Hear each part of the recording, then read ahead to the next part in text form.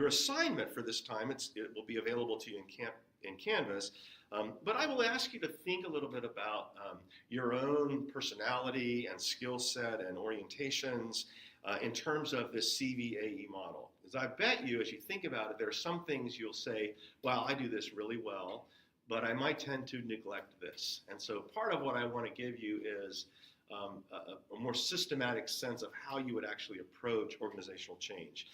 And I'll give you some case studies to work on as well. But I will say, for me, one of the things, credibility is really easy. I tend to be pretty charismatic. When you study micro-level communication behaviors that capture the dimension of charisma, I do that pretty well. Vision, I do pretty well. Alignment, I do pretty well because I'm a people person, so I can get people on board.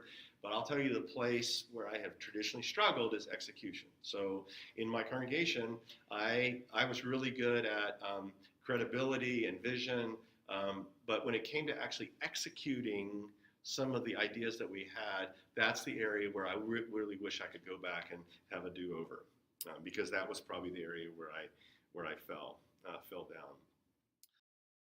Last thing I'll say about this, I've been blessed to be a part of a lot of organizational change over the years, and every single time I've seen it work, both when I've been doing it or others have been doing it, this seems to capture the process. You have someone who is credible, who helps develop a vision, who gets people on board, and then makes sure it actually gets done. The times that it has failed, and I have examples of people who came in and they had great ideas, but they didn't have this, or maybe had some of this, at least antecedently created a vision, didn't do this, never had the cups of coffee, and they wanted to skip that and do this, and it didn't work.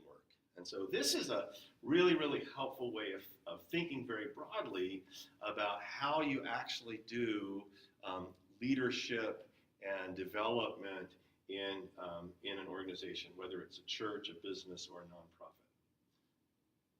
Thank you for listening, and we'll see you next week. Blessings.